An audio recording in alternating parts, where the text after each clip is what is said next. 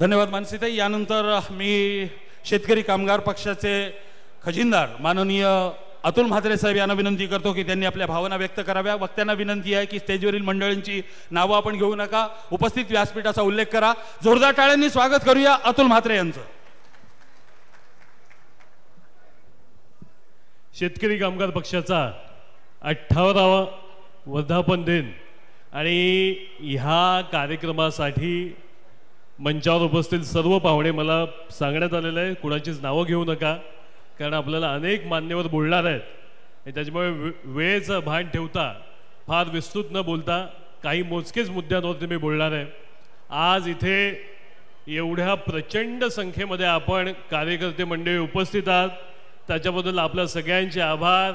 आणि आपण ज्या जल्लोषामध्ये आजचा हा दिवस साजरा करतोय ते पाहून सगळ्यांच्या डोळ्यामध्ये आपला पक्ष कशा पद्धतीने जिवंत आहे ते लक्षात येतंय।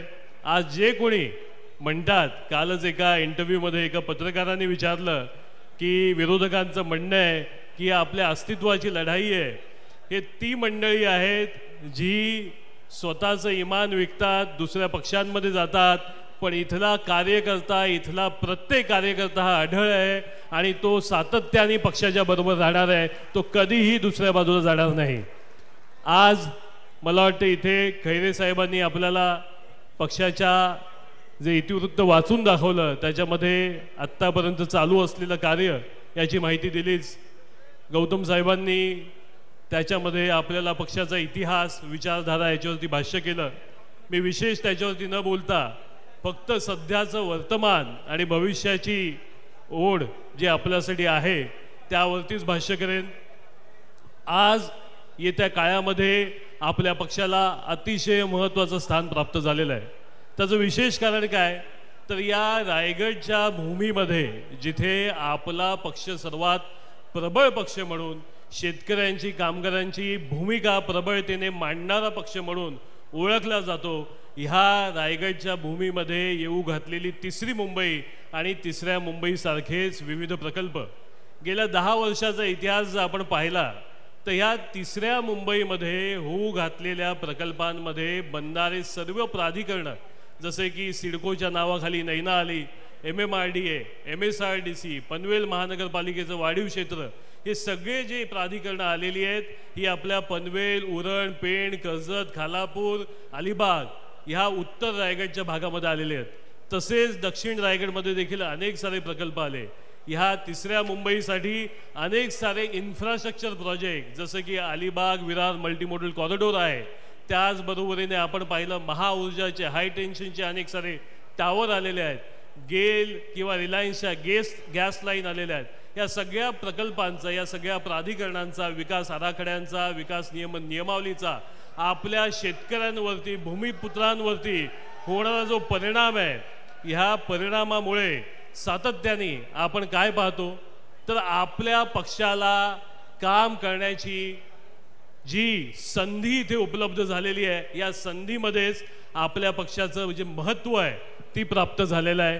येत्या काळामध्ये ज्या प्रकारे आपण गेल्या काही वर्षांमध्ये नैना प्रकल्पामधलं उदाहरण तुम्हाला सांगतो की मी स्वतः आज इथे राज ठाकरे साहेब आपल्याला इथे संबोधित करणार आहेत आणि त्यांनी दरवेळेला तुम्ही पाहिलं असेल त्यांच्या भाषणामध्ये अनेकदा त्यांनी लॅपटॉपवरती प्रेझेंटेशन दिलेलं आहे आणि त्यांच्या संकल्पना मांडलेल्या आहेत। मी देखील सातत्याने आपल्यासमोर बऱ्याच वेळेला प्रेझेंटेशन देताना तुम्ही मला पाहिलं असेल आणि या तिसऱ्या मुंबईतल्या अनेक साऱ्या विषयांवरती भाष्य केलेलं आहे। त्याच्यातलीच एक घटना सांगतो की 2019 साली आपण पनवेल, उरण, पेण ह्या 3 तालुक्यांमध्ये होऊ घातलेल्या नैना प्रकल्पामध्ये, ज्या पनवेलमधल्या पहिल्या 40 गावांमध्ये टाउन प्लॅनिंग स्कीममध्ये नैना शेतकऱ्यांची 60% जागा घेऊन शेतकऱ्यांच्या जमिनीपैकी फक्त 40%चा भूखंड देत होती आणि हा भूखंड देत असताना ज्या प्रकारचे बेटरमेंट चार्जेस जे कोट्यावधी रुपयाचे सर्वसामान्य शेतकऱ्यांकडून घेतले जात होते, तो विषय आपण सभागृहामध्ये मांडला। आपले नेते जयंतभाई पाटील, बाळाराम पाटील साहेबांच्या माध्यमातून तिथे लक्षवेधी झाली. मी स्वतः प्रेझेंटेशन दिलं होतं आणि त्यावेळेला तुर्तास ते बेटरमेंट चार्जेस कॅन्सल झाले. लोकांना या गोष्टीचं गांभीर्य नाही, पण आपल्या शेतकऱ्यांचे 40,000 कोटी रुपयाचे बेटरमेंट चार्जेस आपण त्यावेळेला कॅन्सल करून घेतले होते. आणि अशा प्रकारच्या विविध बदल आपण सातत्याने करत आलेलो आहोत. महाऊर्जा प्रकल्पामध्ये अनेक ठिकाणी आपण सरकारला, अधिकाऱ्यांना त्यांच्या ड्रॉइंग बदलायला लावून, आराखडे बदलायला लावून आपली जमीन शेतकऱ्यांची वाचवलेली आहे. अनेक साऱ्या ठिकाणी आपण आपल्या शेतकऱ्यांना जे भूसंपादनाचे जे फायदे आहेत ते कित्येक पटीने वाढवून दिले आहेत. अशा प्रकारचं जे काम ज्याच्यामध्ये तांत्रिक आणि कायदेशीर गोष्टी अतिशय महत्त्वाच्या होतात त्याच्यामध्ये काम करण्याची सातत्याने मला संधी मिळत आलेली आहे. आज देखील आपण पाहू शकता की पेणमध्ये आणि उरणमध्ये येऊ घातलेली MMRD 124 गावं. काय प्रकल्प आहे हा? NTDA म्हणजे सिडको सोबतचा आपला गेल्या 50 वर्षाचा संघर्ष, शेतकऱ्यांचा संघर्ष माहिती असताना देखील सरकारने NTDA प्रकल्प आला. NTDA प्रकल्प काय असतो तर शेतकऱ्यांची संपूर्ण जमीन ही भूसंपादनाखाली जाते. म्हणजे आज तुम्ही शेतकऱ्यांकडनं जमीन काढून घेणार आणि इतर कुठल्या भांडवलदारांना माफक किमतीमध्ये, दरामध्ये देऊन टाकणार. ही जी काही स्कीम त्यांची चालू आहे, जे त्यांनी पूर्वी सिडकोमध्ये देखील केलं होतं आणि आता NTDAच्या नावाखाली MMRDA मार्फत 124 गावं जी पेण आणि उरणमध्ये त्याच्यामध्ये होतं आहे, ही जी त्यांची संकल्पना आहे त्याच्या विरोधामध्ये आपण जवळजवळ 18,000 हरकती दिल्या. सरकारने काय केलं? या 18,000 हरकतींमध्ये सुनावणी न लावता कायदा पारित केला आणि MMRDAला इथे NTDAची निश्चिती करण्यात आलेली आहे. ह्या विषयामध्ये येत्या काळामध्ये फार मोठ्या प्रमाणावरती आपण आंदोलनाची भूमिका घेऊन या विषयामध्ये बदल घडून आणणार आहोत.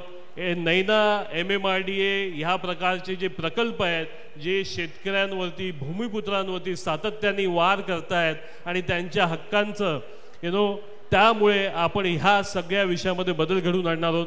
याच बरोबरीने येत्या काही काळामध्ये आपण जी कामं गेल्या 6-8 महिन्यामध्ये केली, ज्याचा उल्लेख मगाशी खैरे साहेबांनी केला, जसं की मी स्वतः एक संकल्पना राबवलेली ट्रिपल एज्युकेशन, एम्प्लॉयमेंट आणि त्याचबरोबरीने एन्व्हायरमेंट.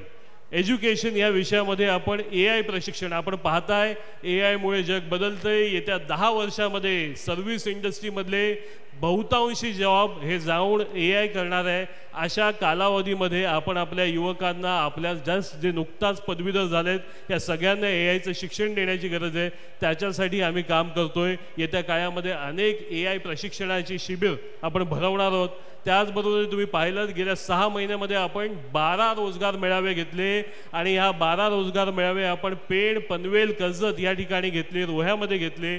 जवळजवळ 2000हून अधिक युवकांना आपण रोजगार गेल्या 6 महिन्यामध्ये दिलेला आहे. अशा प्रकारचं काम आपण पक्षाच्या मार्फत करतोय. त्याचबरोबरीने एन्व्हायरमेंट हा अतिशय महत्त्वाचा विषय होणार आहे.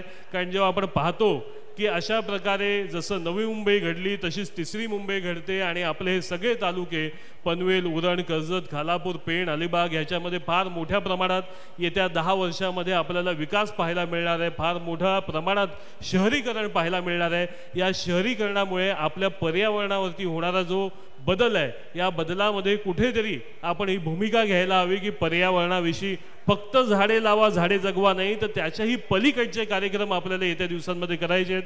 अनेक साऱ्या रिव्होल्युशनरी टेक्नॉलॉजीज आहेत ज्याच्याबद्दल भाष्य करून आपण याच्यामध्ये काम करणार आहोत.